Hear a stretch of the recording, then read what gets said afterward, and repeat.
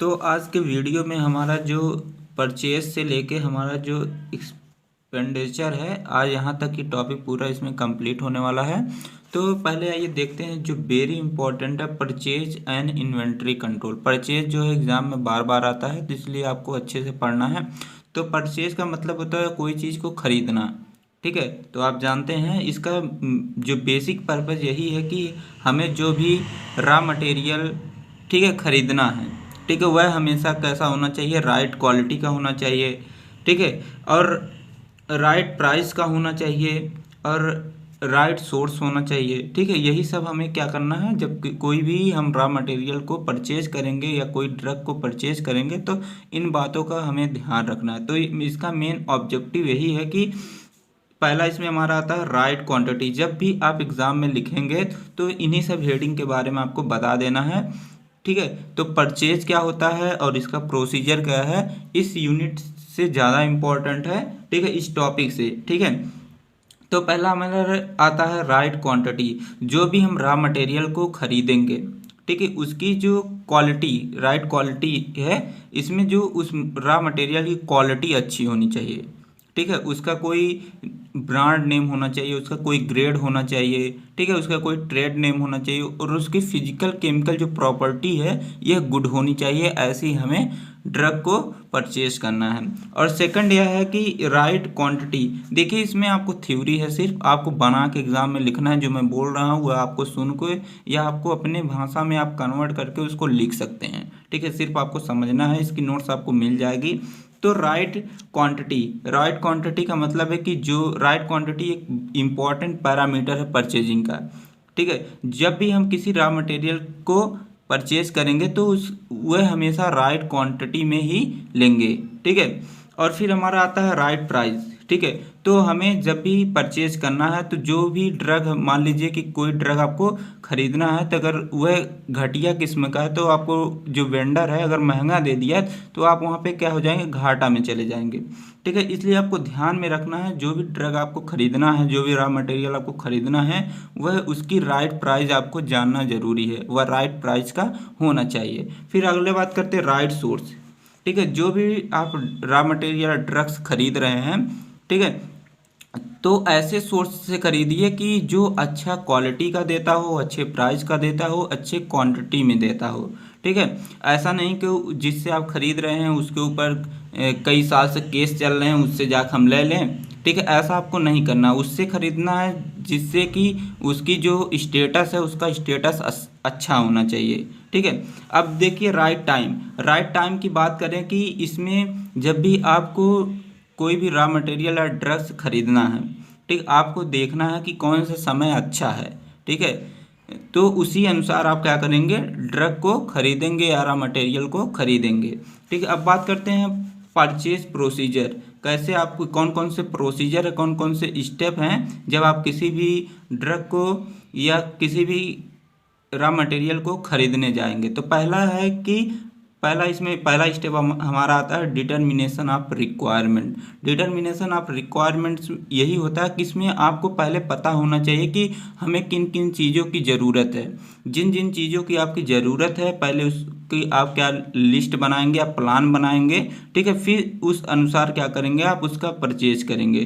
तो यहाँ पे पहला इसमें हमारा आता है type of material to be purchase. कौन सा मटेरियल हमें परचेज करना, आपको पहले इसको डिटरमाइन करना है। और फिर सेकंड जो आता है, सेकंड जो हमारा था बी वाला, टाइम ऑफ रिक्वायरमेंट, ठीक है। कौन सा टाइम, किस टाइम पे हमें कौन सा जो है रॉ मटेरियल या ड्रग्स कौन सा रिक्वायर है, आपको यह डिटरमाइन होना चाहिए। फिर हमारा है क्वांटिटी टू बी परचेज्ड, कितने क्वांटिटी में हमें जो है ड्रग को खरीदना है या आपको डिटरमाइन होना चाहिए, ठीक है। फिर हमारा सेकंड जो स्टेप आता है सोर्स ऑफ सप्लाई।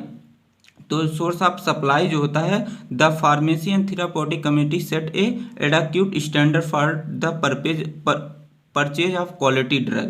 तो इसमें जो फार्मेसी और थेराप्यूटिक कमेटी होती है, यह क्या करती है, किसी ड्रग के परचेज के लिए अच्छी ड्रग को परचेज करने के लिए रिस्पॉन्सिबल होती है, ठीक है। इसमें फॉलोइंग स्टेप्स आते हैं, मतलब फॉलोइंग सोर्स आते हैं, ठीक है। आपको किस किस से आपको ड्रग की सप्लाई करनी, पहला इसमें आता है मेडिकल स्टोर, डिपॉट, ठीक है। और सेकंड इसमें हमारा आता है directorate general supplier and disposal. और थर्ड जो हमारा आता है direct from wholesaler and manufacturer. और फोर्थ जो आता है बाई इनवाइटिंग टेंडर्स। और फिर हमारा अगला जो आता है emergency purchase from local market, ठीक है।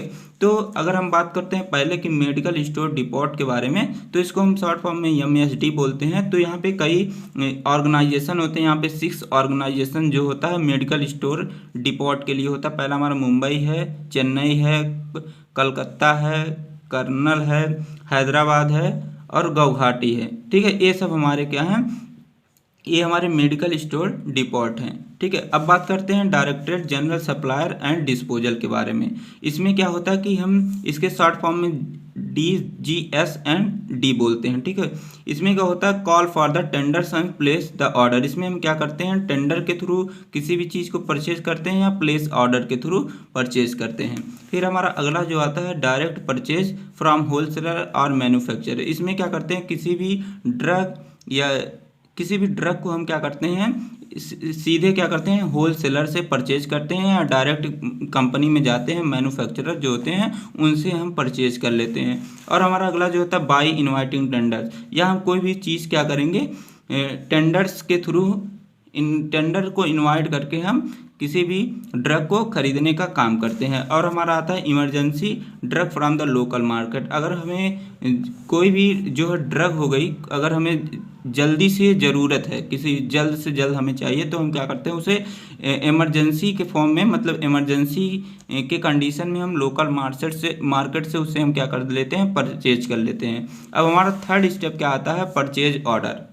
परचेज ऑर्डर में जो परचेज ऑर्डर कौन देगा, इसमें हमारे जो केमिस्ट होते हैं, मतलब फार्मासिस्ट होते हैं, चीफ फार्मासिस्ट होता है, यह क्या करता है यह जो हमारा प्रोडक्ट होता है उसके डिस्क्रिप्शन को देख के, उसके स्पेसिफिकेशन को देख के, उसकी पैकेजिंग कैसी है, उसकी प्राइस और उसकी क्वालिटी को, ये सब देख के क्या करता है बाद में जो सप्लायर होते हैं उनको क्या करता है परचेज ऑर्डर देता है। परचेज ऑर्डर देने के बाद क्या करता है उनसे ड्रग को परचेज करने का काम करता है। तो यहाँ पे तो इसमें कुछ कॉपीज़ होती हैं, कुछ फॉर्म्स होते हैं, वह जो होता है हॉस्पिटल टू हॉस्पिटल क्या किए जाते हैं वह भरने का काम किया जाता है। तो यहाँ पे देख लेते हैं कौन कौन सी कॉपीज़ होती हैं जिसको फिल किया जाता है। तो पहला इसमें हमारा आता है the original copy is send to the supplier. एक ओरिजिनल कॉपी क्या होती है सप्लायर के पास सेंड की जाती है। और सेकंड जो कॉपी होती है one copy for account section, एक कॉपी होती है जो उसे अकाउंट सेक्शन पे भेजा जाता है। अकाउंट सेक्शन मतलब जहाँ से आप पैसा वैसा कटाएंगे, ठीक है।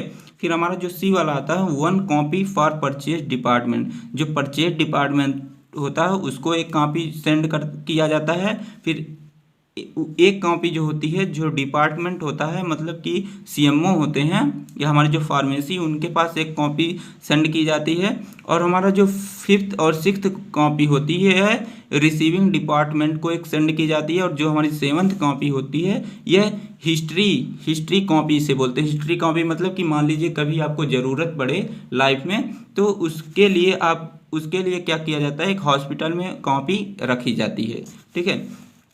तो यहाँ पे परचेज रिक्वेस्ट फॉर्म होता है इस प्रकार का होता है। इसको आपको एग्जाम में बनाना नहीं, बस आपको देख लेना है कैसे होता है। तो यहाँ पे इस प्रकार हमारा फॉर्म होता है, ठीक है। तो इसकी जो नोट्स है आपको मिल जाएगी, ठीक है।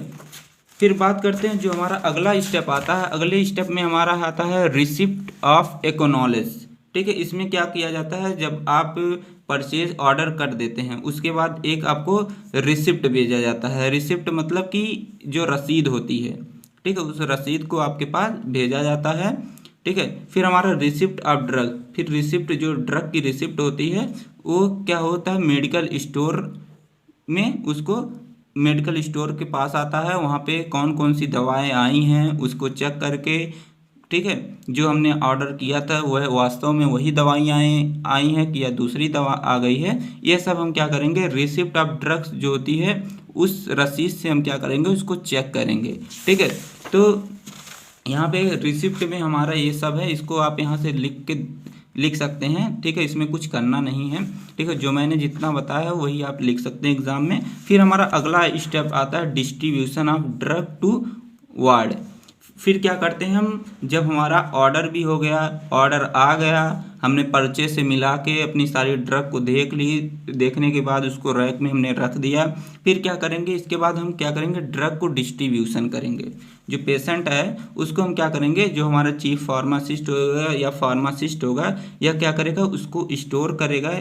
प्रॉपरली स्टोर करने के बाद उसको क्या करेगा, जो हमारे पेशेंट होते हैं उनको डिस्ट्रीब्यूट करने का काम करता है। अब बात करते हैं इन्वेंट्री कंट्रोल के बारे में। इन्वेंट्री कंट्रोल हमने परचेज देख लिया, अब बात करेंगे इन्वेंट्री कंट्रोल के बारे में। तो इसकी डिफिनेशन मैं आपको बता देता हूँ, यहाँ पे मैंने लिखा है तो इसको मैं आपको लिख के बता देता हूँ। तो पहले देख लेते हैं इन्वेंट्री की क्या डिफिनेशन होगी। इन्वेंट्री मतलब होता है फ्रेंड्स पूंजी, ठीक है। जो भी हमारे पास क्या है, मटेरियल है या जो भी आइटम्स हैं या जो भी प्रोडक्ट है कंपनी के पास सेल करने के लिए, उसी को बोलते हैं हम इन्वेंट्री बोलते हैं, ठीक है। आई होप आपको समझ में आ गया होगा। इन्वेंट्री का मतलब जो भी आपके पास पूंजी है, ठीक है। पूंजी मतलब जैसे मान लीजिए आपके पास समोसे की दुकान है, ठीक है। समोसे की दुकान है, आपके पास जो कढ़ाई है या तेल है, ठीक है, जो भी चीज़ें आपकी वो सब क्या पूंजी है, ठीक है। तो इसी प्रकार हमारे कंपनी में जो भी मटेरियल्स हैं, ठीक है, या मैन्युफैक्चरिंग जो प्रोडक्ट हैं, ठीक है, जो हम सेल करने के लिए रखे हैं, ठीक है, उसी को हम बोलेंगे इन्वेंट्री, ठीक है। अब बात कर लेते हैं इन्वेंट्री कंट्रोल क्या होती है। तो देखिए इन्वेंट्री कंट्रोल उसको बोलेंगे कि जो इन्वेंट्री कंट्रोल होती है एक प्रकार की प्रोसेस होती है जो बिजनेस में जो स्टॉक लेवल है उसको मेंटेन करने का काम करता है, और यह क्या करेगा, उसके साथ साथ जो कस्टमर है उसके डिमांड को फुलफिलमेंट करने का काम करता है, और इसके साथ साथ वह क्या करता है, मिनिमाइज कॉस्ट करता है। उसी को हम बोलते हैं इन्वेंट्री कंट्रोल, ठीक है। तो आई होप आपको इसकी डिफिनेशन समझ में आ गई होगी। फिर आगे हम बात कर लेते हैं जो इन्वेंट्री कंट्रोल के मेन ऑब्जेक्टिव क्या क्या हैं। तो यहाँ पे देखिए मैंने पेंसिल से लिख दिया है, इसको आप यहाँ से भी लिख के देख सकते हैं। तो इम्पोर्टेंट एग्जाम में आता है। तो ऑब्जेक्टिव क्या है कि to supply drug in time. इससे इन्वेंट्री कंट्रोल से क्या करते हैं कि हम जो ड्रग की सप्लाई है ये टाइम से कर देते हैं। फिर हमारा अगला जो होता है टू रिड्यूस इन्वेस्टमेंट। इससे क्या करते हैं, जो इन्वेस्टमेंट है, ठीक है, इन्वेस्टमेंट है उसमें भी रिड्यूस होता है, and main effective use of capital investment, ठीक है। फिर हमारा अगला है effort are made to procure good at minimum price without bragging the quality. इसमें क्या होता है कि इसमें हम कोशिश करते हैं कि जो भी हम प्रोडक्ट खरीद रहे हैं, ठीक है, वह गुड होना चाहिए, ठीक है, और उसमें वह किसी भी सौदेबाजी वाला प्रोडक्ट नहीं होना चाहिए, ठीक है, कि हम जो प्रोडक्ट खरीदने जा रहे हैं उसमें सौदेबाजी करें, ठीक है, उसमें झिकझिकबाजी करें, ठीक है, ऐसा नहीं होना चाहिए, ठीक है। To avoid stock out and storage. यह क्या करता है कि जो स्टॉक है ऐसा नहीं, इन्वेंट्री कंट्रोल में ऐसा नहीं होता कि जो स्टॉक है वह ज़्यादा हो जाए, ठीक है, या स्टोरेज जो है वह अच्छे से ना हो, ठीक है, ये सब नहीं होता इसमें, ठीक है। Waste are avoided. इसमें क्या होता है, जो वेस्टेज हो रहे थे इसको भी अवॉइड कर सकते हैं, और जो मिनिमम लॉस, इससे हम क्या कर सकते हैं, टू मिनिमाइज लॉस, इससे हम लॉस को मिनिमाइज कर सकते हैं, ठीक है। तो ये इसकी ऑब्जेक्टिव है। अब बात करते हैं इसके टेक्निक के बारे में, कौन कौन सी टेक्निक है जो है इन्वेंट्री कंट्रोल की। तो पहले टेक्निक आती है ABC एनालिसिस टेक्निक, सेकंड आती है VED एनालिसिस, फिर थर्ड है EOQ, फिर अगला है लीड टाइम, और फिर हमारा बफर स्टॉक। तो ये जो है टेक्निक्स हैं इन्वेंट्री कंट्रोल के। तो इम्पॉर्टेंट इसमें से 3 टेक्निक बहुत है। सबसे ज़्यादा इम्पॉर्टेंट हमारा ABC एनालिसिस, ये कभी कभी अकेले ही पूछ लिया जाता है, और सेकंड हमारा EOQ टेक्निक, ठीक है। फिर हमारा थर्ड जो आता है VED टेक्निक। ये जो एनालिसिस, ये तीनों ज़्यादा इम्पोर्टेंट है और ये 2 बहुत कम ही पूछे जाते हैं। तो एक एक के बारे में हम देखते हैं। तो पहले देख लेते हैं ABC टेक्निक के बारे में। तो आपको देखना है जो मैं बताऊंगा, तो ABC, ठीक है। तो ABC टेक्निक एनालिसिस जो होती है इसमें क्या करते हैं कि जो हमारा मटेरियल होता है उसमें हम क्या करते हैं, वैल्यू के हिसाब से क्या करते हैं, एनालाइज करने का काम करते हैं, ठीक है। तो इसमें अगर आप इसके बारे में लिखना चाहते हैं तो लिख सकते हैं, in this in this technique materials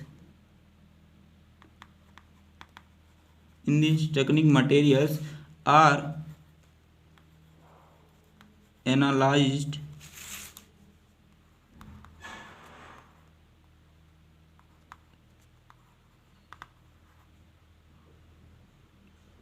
according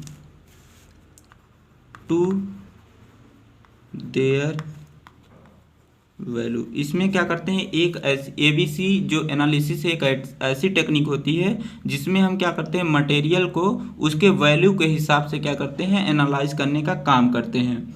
ठीक है, सो डैट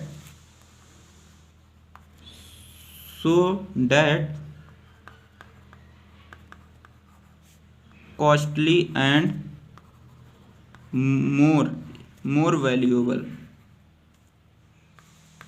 जो कि होता है कि यह मोर कॉस्टली होता है और इसकी जो वैल्यू होती है यह मोर होती है, ज़्यादा वैल्यू होती है। मटेरियल्स आर ग्रेटर अटेंशन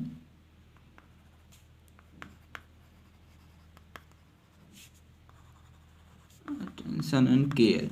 देखिए एक बार फिर से आपको समझा देता हूँ, जो हमारी ABC टेक्निक होती है, ABC एनालिसिस होती है, एक प्रकार की ऐसी टेक्निक है जिसमें हम क्या करते हैं, मटेरियल को उसके वैल्यू के हिसाब से एनालाइज करते हैं। वैल्यू का मतलब कि वह कैसा है, वो कॉस्टली तो नहीं, उसकी वैल्यू मोर तो नहीं है।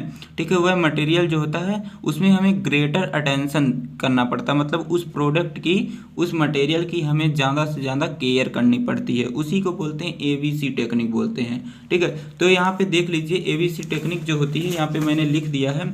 ठीक है, तो इसकी डिफिनेशन यहाँ पे लिख सकते हैं। ठीक है, तो ABC टेक्निक जो होती है इसमें जो 3 सेक्शन होते हैं, पहला हमारा सेक्शन होता है A, सेक्शन B होता है, सेक्शन C होता है।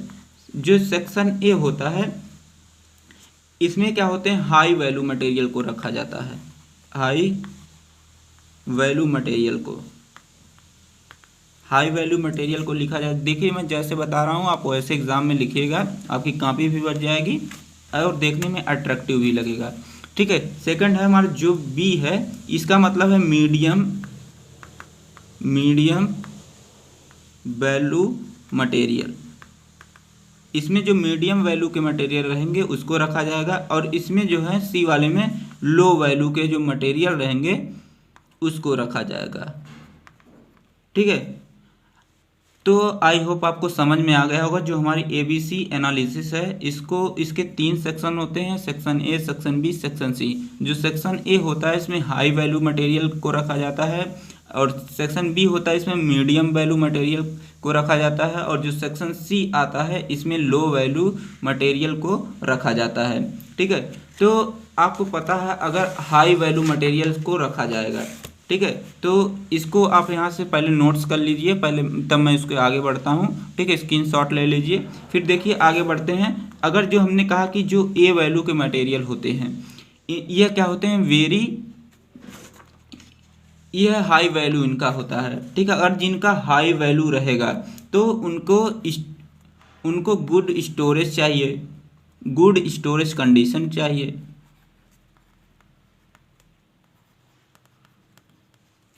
ठीक है भाई, जाहिर सी बात है, अगर जिसकी वैल्यू हाई है, ठीक है, अगर मान लीजिए कोई भी ऐसी ड्रग आपके पास है जिसकी वैल्यू बहुत महंगा है, मान लीजिए वह बहुत ही महंगी है, तो आप क्या करेंगे, उसको ऐसा कंडीशन में रखेंगे वह ख़राब ना हो, तो उसकी जो स्टोरेज कंडीशन होता है वह गुड होना चाहिए।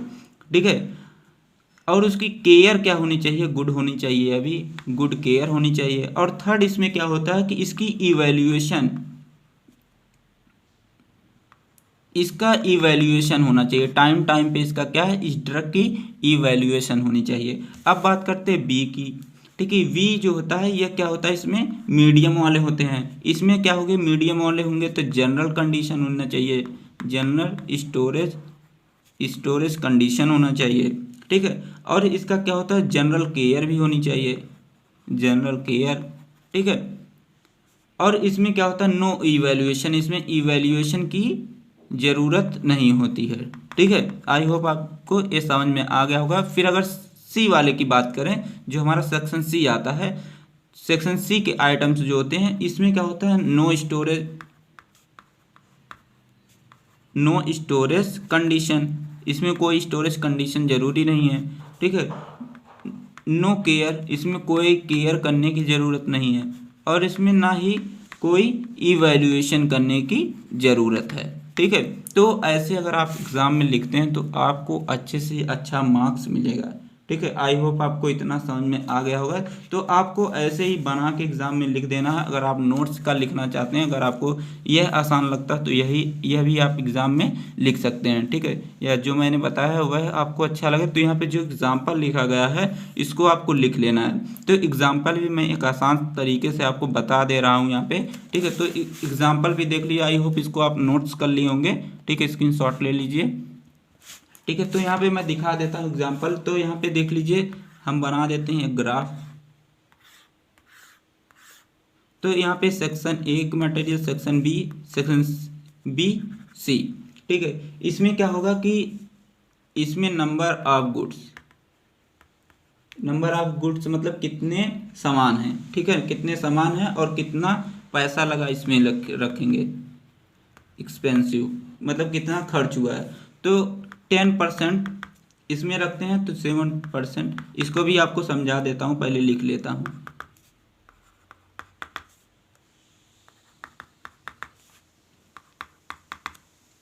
तो एक देखिए मैं समझाता हूँ, अगर आपको कोई भी सामान खरीदना है, आप अगर खरीदते हैं, अगर आपका पैसा जो है 70 रुपये खर्च हुए हैं, ठीक है, 70 रुपये खर्च हुए हैं, आपने 70 रुपये खर्च किए हैं, आपको कितना 10% ही आपको सामान मिला। तो जाहिर सी बात है, रुपया ज़्यादा लगा, सामान कम मिला, तो इसकी वैल्यू क्या होगी, ज़्यादा होगी, ठीक है, हाई वैल्यू होगा इसका, ठीक है। आपने 20 रुपया दिया तो 20% क्या हुआ, सामान मिला, तो आपको जाहिर सी बात है कि मिडिल वाला है, ठीक है। अब थर्ड है कि इसको आपने 10 रुपये दिया, आपको 70% आपको सामान मिल गए, तो आपको जाहिर सी बात है इस प्रोडक्ट की जो वैल्यू है ये लो है। तो एग्ज़ाम में आप ऐसे एग्जाम्पल लिख के यहाँ पे ऐसे बता सकते हैं, ठीक है। तो अब आगे बात करते हैं हम, अगला जो हमारा आता है ईवीडी, आगे जो हमारा आता है वीईडी एनालिसिस, ठीक है। वीईडी एनालिसिस एकदम सेम है, ठीक है, उसी की तरह एकदम सेम, इसमें कुछ करना नहीं है, ठीक है। बस यह क्या होता है, based on it's functional importance, यह क्या होता है, फंक्शनल इम्पोर्टेंस के बेस पे यह क्या होता है, इम्पोर्टेंट होता है, ठीक है। तो इसमें जो होता है वीईडी 3 वर्ड से बना है। तो वी का मतलब होता है क्या, वाइटल, ई का मतलब होता है इसेंशियल, डी का मतलब होता है डिजायरेबल, ठीक है। वी का मतलब होता है विटल, ई का मतलब होता है इसेंशियल और डी का मतलब होता है डिजायरेबल। तो इसमें भी इसका देख लेते हैं। वी जो विटल होता है, इसका मतलब होता है कि as the name suggest the category vital include inventory which is necessary for the production, जो यह विटल कैटेगरी के जो भी आइटम्स आएंगे वह जो प्रोडक्शन के लिए, किसी भी प्रोडक्शन के लिए बहुत ही इम्पोर्टेंट हैं, ठीक है। तो उसमें हम क्या करेंगे, वी वाले विटल कैटेगरी में उस प्रोडक्ट को रखेंगे।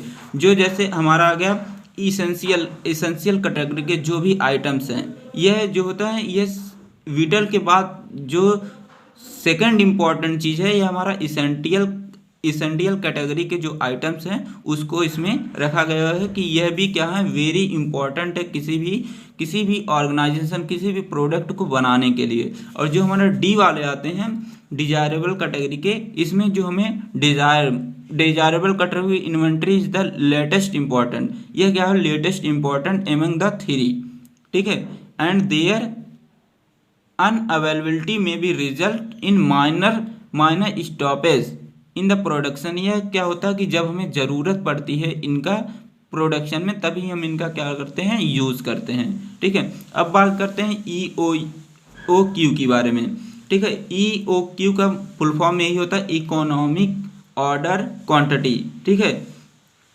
इसका मतलब है कि लागत को कम करना, ठीक है। जो लागत है उसको कम करना ही हमारा क्या बोलते हैं, उसको EOQ बोलते हैं। तो EOQ जो होता है is the ideal order quantity a company should purchase to minimise inventory cost. यह क्या करता है कि जो जब हम परचेज करते हैं, ठीक है, परचेज करते हैं उसमें जो इन्वेंट्री कॉस्ट है उसको क्या करेगा, मिनिमाइज करने का काम करेगा। तो हमने बताया कि इकोनॉमिक ऑर्डर क्वांटिटी मतलब यह क्या करता है, लागत को कम करता है। जो भी हम चीज़ें खरीद रहे हैं उसको क्या करेगा, उसके जो कॉस्ट को मिनिमाइज करेगा, सच है होल्डिंग कॉस्ट, जैसे कि होल्डिंग कॉस्ट को कम करेगा। शॉर्टेज कॉस्ट है उसको भी कम करने का काम करेगा। जो ऑर्डर कॉस्ट है उसको भी मिनिमाइज करने का काम करता है। तो द फार्मूला एक assumed that demand, ordering and holding cost all remain constant। इसमें इसका जो फार्मूला होता है, जो इसमें डिमांड होता है, ऑर्डरिंग होता है और होल्डिंग कॉस्ट होता है, इन सभी को क्या किया गया है, कांस्टेंट। अगर इसके हम फार्मूले की बात करते हैं तो फार्मूला इसका यहाँ पे लिखा गया है Q = √2DS/H। तो Q = हमारा होता है EOQ यूनिट, ठीक है। D = हो गया हमारा डिमांड इन यूनिट, ठीक है। S = हमारा हो गया ऑर्डर कॉस्ट, H = हमारा हो गया होल्डिंग कॉस्ट, ठीक है। तो आपको यहाँ से कुछ इसमें से करना नहीं है, बस आपको सेम जैसे पहले का मैंने बताया उसी के तरह सेम है, इसमें आपको कुछ करना नहीं है, ठीक है। तो यहाँ पे इसको आप यहाँ से लिख सकते हैं, ठीक है। तो यहाँ पे देख लीजिए लिखा गया है, इसकी नोट्स आपको मिल जाएगी। फिर आगे बात करते हैं जो हमारा आता है लीड टाइम। लीड टाइम का मतलब होता है जो भी प्रोडक्ट है उसको सप्लाई करने में लगा समय, ठीक है, और उसके रीऑर्डर करने में लगा जो समय, उसी को हम बोलते हैं लीड टाइम बोलते हैं, ठीक है। लीड टाइम जो होता है यहाँ पे लिखा गया है sum of the supply delayed and reordering delay, उसी को बोलते हैं लीड टाइम बोलते हैं। तो लीड टाइम जो होता है इसका जो फार्मूला होता है lead time = ordering time plus delivering time and receiving time, उसी को हम बोलते हैं लीड टाइम बोलते हैं। अब अगला जो हमारा था बफर स्टॉक, ये इम्पोर्टेंट नहीं है, बस इसके फार्मूला कभी कभी यहाँ पे लिखा गया पूछ लिया जाता है, इसको फार्मूले को आपको ध्यान में रखना है, ठीक है, और इसमें कुछ करना नहीं है, ठीक है। अब बात करते हैं जो हमारा आता है modern computerisation of inventory control. इसमें क्या किया गया, जो हमारा NIC है, मतलब नेशनल इंफॉर्मेशन सेंटर, ठीक है, इन्होंने क्या किया, एक सॉफ्टवेयर डेवलप किया। इनके सॉफ्टवेयर था, इन्होंने एक फैसिलिटी प्रोवाइड की जिससे हम क्या कर सकते थे, इन्वेंट्री जो होती थी उसको कंट्रोल कर सकते थे, ठीक है। तो इसमें क्या क्या इसका क्या क्या पर्पस था, पहला यह कि लेस इन्वेस्टमेंट, इसमें ज़्यादा खर्चा नहीं होता था, लेस स्टोरेज, इसमें ज़्यादा स्टोरेज करने की ज़रूरत नहीं थी, फास्ट सप्लाई ऑफ ड्रग, इससे क्या कर सकते हैं हम, ड्रग की सप्लाई फास्ट कर सकते हैं। फिर हमारा control on issue of drug, ठीक है, इससे जो इश्यू है ड्रग की उसको भी कंट्रोल कर सकते हैं। मिनिमाइज वेस्ट, जो वेस्ट हो रहा था उसको मिनिमाइज कर सकते हैं। और प्रमोट पेमेंट, इसको क्या कर सकते हैं, आसानी से हम पेमेंट कर सकते हैं। जो अब बात करते हैं हमारा रिकॉर्डर लेवल के बारे में। जो हमारा रिकॉर्डर लेवल है इसमें क्या करते हैं कि जो भी हमने क्या किया था, जो भी चीज़ें हमने या तो ऑर्डर किया था, ठीक है, या तो जो भी हमने किया था, ठीक है, ऑर्डर से लेके ऑर्डर परचेज जो भी किया था, इनमें सभी चीज़ों का क्या होता है, प्रॉपर रिकॉर्ड होता है, ठीक है। उन्हीं रिकॉर्ड को हम बोलते हैं रिकॉर्ड लेवल। तो यहाँ पे इन सभी के बारे में लिखा गया, कुछ पूछा नहीं जाता यहाँ से, ठीक है। तो इनको आपको क्या करना है, यहाँ से लिख लेना है, ठीक है। इसकी जो रिकॉर्ड लेवल का जो फार्मूला यहाँ पे आपको लिखा गया है, तो इसका जो है नोट्स आपको मिल जाएगा जल्दी। तो इस वीडियो में इतना ही था, फिर मिलते हैं हम नेक्स्ट वीडियो में। Thanks for watching.